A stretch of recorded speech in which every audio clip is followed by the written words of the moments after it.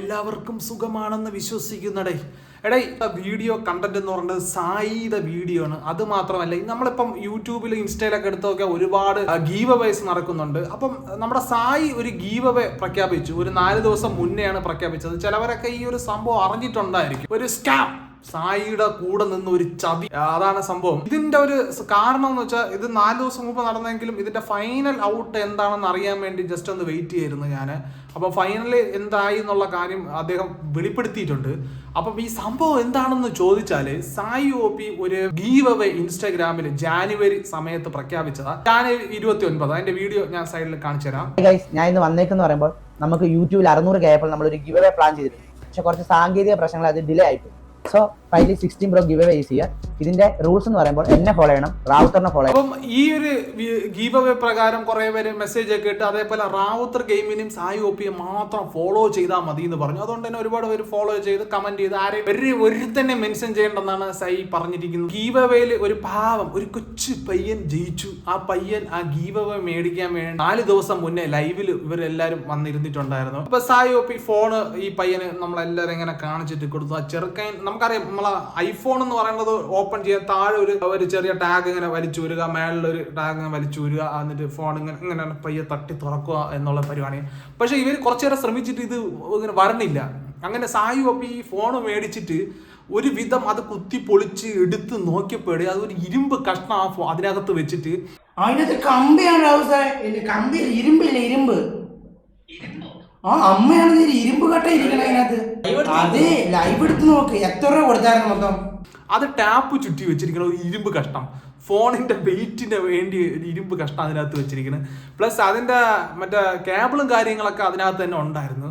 അപ്പം ആദ്യമൊക്കെ സായി വിചാരിച്ച്, എനിക്ക് തോന്നുന്നു പുള്ളി ചിരിച്ചോണ്ടൊക്കെ ഇരുന്നു, ചിലപ്പോൾ വല്ല പ്രാങ്ക് ആണെന്നുള്ള രീതിയിലായിരിക്കും ഇരുന്നത്. അപ്പം നമ്മൾ എല്ലാവരും ലൈവിൽ വന്ന് സ്ക്രിപ്റ്റ് ആണടേ എന്നൊക്കെ പറഞ്ഞു. അപ്പം ഞാൻ ഈ ലൈവ് കണ്ടപ്പോൾ നമ്മൾ ഇത്തിരി ഗെയിം, PUBG ഗെയിം കാണാലോ എന്നും പറഞ്ഞ് കയറിയപ്പോഴാണ് ഈ സംഭവങ്ങളൊക്കെ തുടങ്ങുന്നത്. ഞാൻ കയറിയപ്പോഴേക്ക് സംഭവം പൊട്ടിച്ചുകൊണ്ടിരിക്കുകയായിരുന്നു. അപ്പൊ അത് എന്താണെന്ന് അറിയാൻ വേണ്ടിയാണ് നോക്കിക്കൊണ്ടിരുന്നത്. അപ്പം അപ്പോഴാണ് എനിക്ക് മനസ്സിലായത് ഇതിനകത്ത് ഫോൺ ഇങ്ങനെ ഗീവ് അവേ കൊടുക്കാൻ വേണ്ടി വെച്ചിട്ട് പണി കിട്ടിയതാണെന്ന്. അപ്പൊ ഉടനെ തന്നെ റാവുത്തർ ഗെയിമിനെ വിളിക്കുന്നു. റാവുത്തർ ഗെയിമിന്റെ കെയർ ഓഫിലാണ് ഈ ഫോൺ മേടിക്കുന്നത്. എന്തോ ഈ ഗീവ് അവേക്ക് വേണ്ടി കുറച്ച് ഫോൺസ് എന്തോ മേടിച്ചിട്ടുണ്ടായിരുന്നു. അപ്പൊ അങ്ങനെ മേടിച്ചതാണ് തോന്നുന്നു. അപ്പൊ ഉടനെ വിളിച്ചു. പിന്നെ കുറെ പേര് വന്ന് കമന്റിൽ വന്നിട്ട് ഷസമിനെ വിളിച്ച് സംസാരിക്കാൻ പറഞ്ഞു. ഇതിനിടയ്ക്ക് അതിനകത്തുള്ള IMEI നമ്പറൊക്കെ സ്ക്രാച്ച് ചെയ്ത് മറിച്ചിരിക്കുന്നു. അങ്ങനെ ഷസമിനെ വിളിച്ചു. ബ്രോ ഗിവ് അവേ ഇന്നായിരുന്നേ വിന്നറെ നമ്മൾ സെലക്ട് ചെയ്യണത്. അപ്പോഴേ ഇന്നലെ സെലക്ട് ചെയ്തില്ല, സോറി, സെലക്ട് ചെയ്തായിരുന്നു. അത് മിനിഞ്ഞാന്നായിരുന്നു.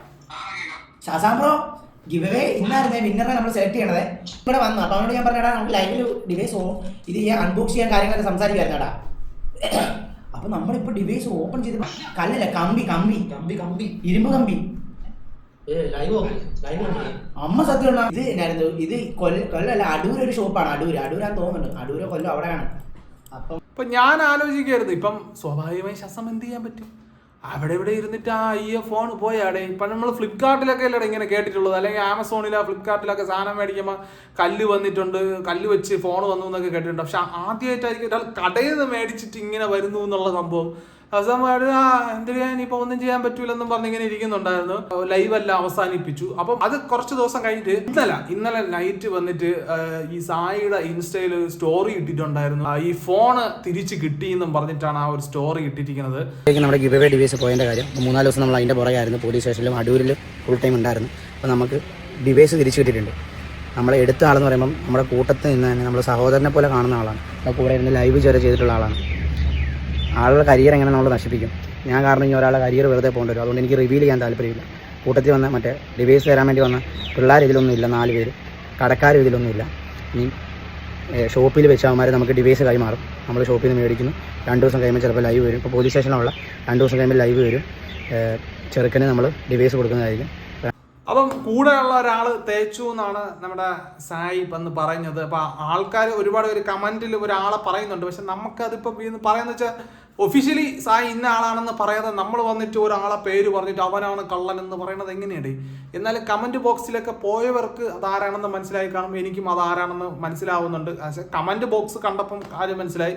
വളരെ വേണ്ടപ്പെട്ട ആളാണെന്ന് നമുക്ക് വിചാരിക്കുന്നു, അതായിരിക്കണം. പക്ഷെ ചിലപ്പോൾ 2-3 ദിവസം കഴിഞ്ഞിട്ട് സായി ഇനി അത് ആരാണെന്ന് വല്ലതും വെളിപ്പെടുത്തുകയാണെങ്കിൽ ഓക്കെ. പക്ഷേ ഇതൊരു തെണ്ടിത്തരം. എനിക്ക് തോന്നുന്നു ഇപ്പം നമ്മുടെ ഗീവ് അവേ എല്ലാവരും സാധനം മേടിച്ചിട്ട് ബോക്സിലാക്കി ഈ കൊറിയറിൽ അയച്ചു കൊടുക്കുന്ന പരിപാടിയാണ് ഉള്ളത്. അപ്പം അങ്ങനെ എങ്ങാനും കൊറിയറിൽ അയച്ചു കൊടുക്കുമ്പോൾ അവിടെ റിസീവ് ചെയ്യുന്ന ആൾ പറ്റിക്കപ്പെട്ടു എന്നുള്ള രീതിയിൽ ചിലപ്പം അത് അങ്ങനെ ഇങ്ങനെ മാഞ്ഞു പോകാനുള്ള സാധ്യത ഉണ്ടാവുമെന്ന് വിചാരിച്ചിട്ട് ഫോൺ എടുത്ത് മാറ്റി വെച്ചതാണോ എന്നറിയില്ല. പക്ഷേ എനിക്ക് തോന്നുന്നു, എനിക്ക് മനസ്സിലായത് ചിലപ്പോൾ ഈ വിചാരിച്ച സംഭവം പോലെ നടക്കാതെ ആളെ നേരിട്ട് വിളിച്ചു വരുത്തി ആ സാധനം കയ്യിൽ കൊടുത്തു. അപ്പോൾ അവിടെ വെച്ച് തന്നെ വെറുതെ അൺബോക്സ് ചെയ്ത് നോക്കിയ സമയത്താണ് ഇത് കണ്ടുപിടിക്കാൻ പറ്റിയത്. ഒരു പക്ഷേ വീട്ടിലോ അല്ലെങ്കിൽ കൊറിയറിലോ അയച്ചിരുന്നെങ്കിൽ ചിലപ്പോൾ ഇതൊരു വലിയ തട്ടിപ്പായി മാറുമായിരുന്നല്ലോ. എന്നാലും ഒരു ഫോണിന് ഒരു 1 ലക്ഷം രൂപ വിലയില്ലേടി, 1 ലക്ഷം രൂപ വിലയുള്ള സാധനമില്ലടേ. അത് കൂടെ നിന്നിട്ട് ഒരാളെ തേച്ച് ഇങ്ങനെ എടുക്കണമെന്ന് പറയുമ്പോൾ തെണ്ടിത്തരം എന്ന് പറഞ്ഞാൽ ചെറ്റത്തരം. സായി ആയതുകൊണ്ട് ഓക്കെ, കൂടെ ഉള്ള ആൾ വെറുതെ എന്തിനാണ് നമ്മൾ ഇനിയിപ്പം അയാൾക്കൊരു തെറ്റുപറ്റിപ്പോയി ഒരു മോഷണം, ഇതൊരു മോഷണം ആയിട്ട് ബന്ധപ്പെടുള്ളൂ. ആളെ കേസ് പിൻവലിച്ചു കഴിഞ്ഞാൽ പിന്നെ പോലീസ് സ്റ്റേഷനിൽ നിന്നിട്ടാണ് ആ വീഡിയോ ഇട്ടത്. പിന്നെ ചിലവർ പറയുന്നുണ്ട് സ്ക്രിപ്റ്റഡ് ആണ്, അഡ്വർടൈസിങ്ങിന് വേണ്ടിയുള്ള സ്ക്രിപ്റ്റഡ് ആണെന്നൊക്കെ ചിലവർ വാദിക്കുന്നുണ്ട്. പക്ഷേ മെജോറിറ്റി ഓഡിയൻസ് ഈ വീഡിയോ കണ്ടോണ്ടിരിക്കുന്നവർ കമന്റിൽ ഒരാളെ പിൻ ചെയ്ത് പറയുന്നുണ്ട് അയാളെ ഇപ്പം ഈ സായി ഫോളോ ചെയ്യുന്നില്ല എന്നുള്ള രീതിയിൽ കാരണങ്ങൾ പറയുന്നുണ്ട്. നിങ്ങൾക്ക് എന്താണെന്നുള്ളത് നിങ്ങളുടെ മൈൻഡിൽ അതാ ശരിയാണോ എന്നുള്ളത് നിങ്ങൾ കമന്റ്